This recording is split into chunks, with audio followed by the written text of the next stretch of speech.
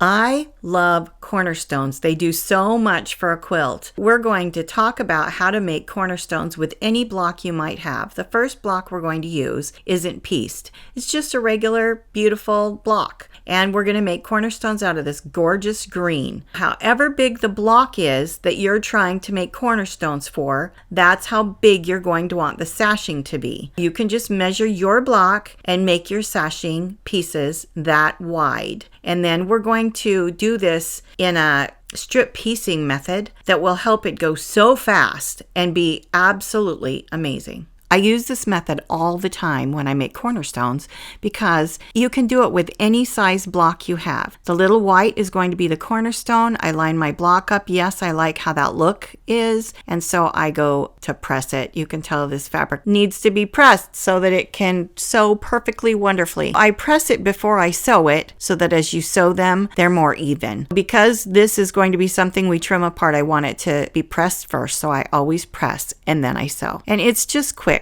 Your 1/4 inch seam would be perfect. If you use a different size seam, make sure you're consistent with yourself on this one. As always, you have to really press the seam open carefully because it has to be exact as we cut it. So you can make your sashing as fat or as skinny as you want. You gauge it by the cornerstone. You make sure your cornerstone is square. Whatever size strip you have for your cornerstone, that's what size you now cut these strips. However big you want that sashing, which is the same size as you cut your cornerstone strip, you cut the opposite direction. For me, for this one, I cut it 2.5. But if I wanted it to be 2, I could cut it 2 or even 1.5. And then I would just simply cut the cornerstone strip that size. I have to have a few cornerstones that are separate because that's just how the pattern works. And I also need some sashing strips that are separate. And I actually need a bunch of these because I'm going to sew this together in rows. And I will show you how fast and quick and simple this is.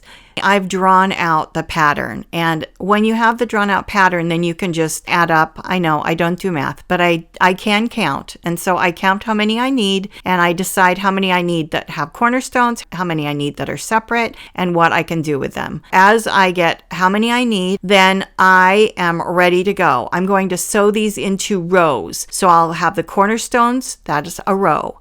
And then I will have the regular blocks with their sashing strips be a complete row. I just have to know how many blocks I need, where the sashing goes. I just sew it. I start out by sewing to one end of every single block. This is the grand mistake that most people make. They sew one of these to every side and then they realize, oh, whoops, you just sewed to the same side of each block. And once you've done that, then you're able to line them up as a complete row. And however many you need, you put there. If you want to decide where they go, how they go, where to put them, like I'm trying to make it so it's not the same block look side by side. Not that anyone's going to notice but me. But being a little bit particular, sending the rows how I want them. And once I have them there, then I'm numbering them so that I can have them in the order that I want them because I'm particular. Some people wouldn't care and they could just sew these together. So these are the in-between rows. And this is all it is. To get cornerstones,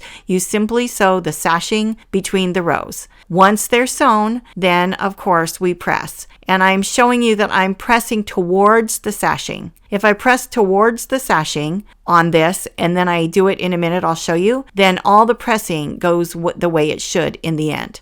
I let the block stay open, and if it's a piece block, that is especially helpful. I've already sewn the cornerstones to one, so it goes so fast, and then I have one cornerstone on the end, and that's the next row. However many there are, you put them together, and there you have it. And when you know how many to sew together, you just pile them up. You don't even have to lay it out or think. No pinning for this one. It's just, that's how many I need, and here's the one that goes on the end. I sew those, and it is so fast. This is incredibly quick to put cornerstones.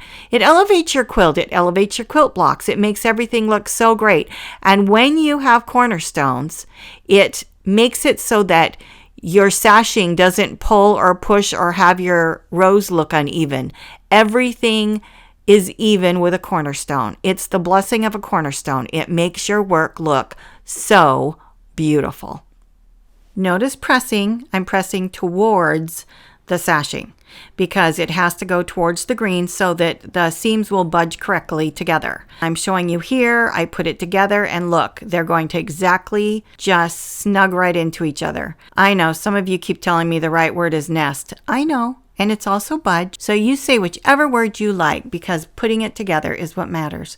We lay it out with a sashing between each one. And as we hit these corners of the cornerstones, then we make sure that we budge each seam so that it fits wonderfully. We press it down to press it and then open it up. And we open it all the way up very carefully. And you'll see that these cornerstones that I called white are actually a light blue. And they just look so great. This is such a great way to make your quilt line up evenly so that every bit of it is straight and exact. As you sew cornerstones, you're going to become addicted and want to put cornerstones in all of your quilts because it just looks so beautiful. Okay, there's a fast way, even faster than what I just showed you. This first part you're watching me do is the cornerstone sewn to the sashing, and I'm cutting it the size of the cornerstone, which is much smaller than the last quilt I just showed you. The reason this one is so fast is because when we make the actual blocks, then we're going to do the same system. Here's the block. The sashing is sewn to the top of the block, and that way we don't have to separately sew each piece the way we did in the last quilt. The way I did it in the last quilt is how you do it if you have pieced blocks or something particular. But if the yardage just can be yardage and be cut anywhere and work, do it this way. Look how fast it is. As I lay it out, it is quick, quick, quick. And the sashings are already put together. So this makes making a cornerstone quilt into such a quick procedure if you're using yardage. I quickly lay out the rest of this, and I'm going to make it bigger than this. I'm just showing you this for demonstration purposes on my board. I lay this the other way, and then I have to put that cornerstone there that's separate. Now you can see that these can be separated, and I can sew the rows up and down so that that last row will be a row that sews onto the bigger rows. It makes it perfectly wonderful, and here it is all sewn together with the cornerstones just shining. I have one I'm going to show you in a minute with scraps, and it's a really fun look. So when you do scraps, you do it all separately. This is it quilted. It quilted up beautifully. I added borders just to bring it up to size to be a wonderful charity quilt, and it looks great. You can make cornerstones as big or as small as you want. You can have them be a whole giant king size quilt. You just keep going until it's the size you want. Count it up, do the math. You can make whatever size. Here is our scrappy one, and you can see that I have 9 patch blocks, and then the cornerstones are all different. It just kind of runs through it. The sashing holds it together with the orange color, and then it has a great backing. The backing of owls is just so cute. The process we learned today is the way to make any kind of cornerstone. You can make a king size quilt up to a tiny miniature, and it's just not going to matter. Do it once and then you'll understand even better. Have fun making a cornerstone quilt of your own. Stay merry and creative.